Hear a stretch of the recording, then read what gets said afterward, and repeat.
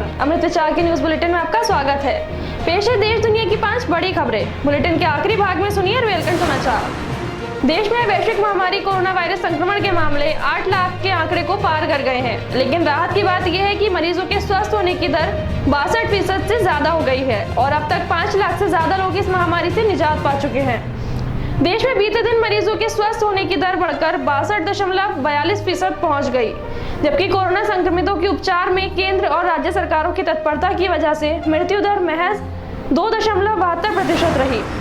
कांग्रेस के वरिष्ठ नेता राज्यसभा सांसद दिग्विजय सिंह ने उत्तर प्रदेश में जंगल राज स्थापित होने का आरोप लगाते हुए आज कहा कि उत्तर प्रदेश बचाने के लिए कांग्रेस को लाना जरूरी है। दिग्विजय सिंह ने ट्वीट में लिखा, जब से उत्तर प्रदेश में कांग्रेस सत्ता से बाहर हुई है, पूरे प्रदेश में जंगल राज स्थापित हो गया है। अपराधियों और राजतंत्र ने साझेदारी से मिलकर प्रदेश को लूटा है। यदि विकास दुबे का एनकाउंटर नहीं होता तो कई राज खुलते, अब वही साझेदारी पनपती रहेगी। भारतीय सेना के एक वरिष्ठ कमांडर ने शनिवार को कहा कि पाकिस्तान के कब्जे वाले कश्मीर के लॉन्च पैड पर करीब 300 आतंकवादी मौजूद हैं, जो नियंत्रण रेखा को पार कर उत्तर कश्मीर के विभिन्न इलाकों में घुसपैठ करने की फिराक में हैं। सेना की इन्फेंट्री डिवीजन के general officer commanding major general Virendra Vats ने कहा कि नियंत्रण रेखा पर घुसपैठ विरोधी ग्रिड पूरी तरह तैयार और चौकस है। हमारे सतर्क जवान भी आतंकवादियों की घुसपैठ के किसी भी प्रयास का मुंहतोड़ जवाब देने और उन्हें नाकाम करने को लेकर सजग हैं। रिजर्व बैंक आरबीआई के गवर्नर शक्तिकांता दास ने शनिवार को कहा कि कोरोना वायरस कोविड-19 पिछले 100 साल का सबसे गंभीर आर्थिक और स्वास्थ्य संकट लेकर आया है और इसका नौकरियों समेत उत्पादन पर नकारात्मक प्रभाव पड़ा है।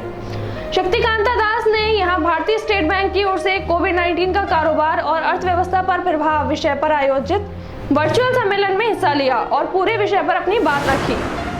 अमेरिका के राष्ट्रपति डोनाल्ड ट्रंप ने स्वीकार किया है कि उन्होंने 2018 में रूस की इंटरनेट रिसर्च एजेंसी पर साइबर हमला करने का आदेश दिया था। ट्रंप ने ये बातें वॉशिंगटन पोस्ट को दिए गए साक्षात्कार में कही हैं। उन्होंने कहा है कि साल 2018 में उन्होंने रूस की IRA पर साइबर हमले का आदेश दिया था, जिस पर 2016 में हुए राष्ट्रपति चुनाव के दौरान हस्तक्षेप करने का आरोप लगा था। और अब पेश है रेलखंड समाचार।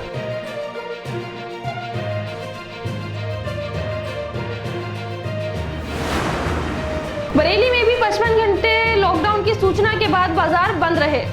केवल जरूरी चीजों की दुकानें ही खुली नजर आईं। वहीं 55 घंटे के लॉकडाउन का सख्ती से पालन कराने के लिए प्रशासन भी पूरी तरह मुस्तैद रहा।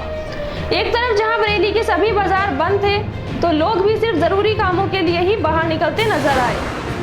अनलॉक के बीच एक बार फिर 3 दिन का संपूर्ण लॉकडाउन लागू किया गया है, जिसके बाद मुरादाबाद की सड़कों पर सन्नाटा पसरा हुआ दिखाई दिया। ज्यादातर लोग घरों में ही कैद रहे। शासनादेश पर बाजार बंद थे, लिहाजा मार्केट में भी किसी तरह की कोई आवाजाही नहीं दिखी। ज्यादातर लोग लॉकडाउन का पालन करते हुए दिखाई दिए। यूपी में कोरोना वायरस के बढ़ते संक्रमण को देखते हुए शासनादेश पर 55 घंटे बंद का ऐलान किया गया है। इस बीच तमाम जगह सैनिटाइजेशन का काम भी जारी है। चंदौसी में फायर ब्रिगेड ने नगर को सैनिटाइज किया। आपको बता दें कि फायर ब्रिगेड की टीम शनिवार को हॉटस्पॉट एरिया में पहुंची थी, जहां फायर ब्रिगेड की टीम ने क्षेत्र में सैनिटाइजेशन का काम किया। टीम ने फव्वारा चौक, नगर पालिका, सुभाष रोड और दूसरे इलाकों में भी सैनिटाइजेशन का अभियान चलाया।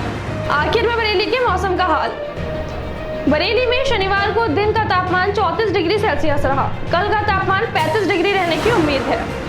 इन खबरों को डिटेल में जानने के लिए लॉगिन कीजिए हमारी वेबसाइट www.amritvichar.com। नमस्कार।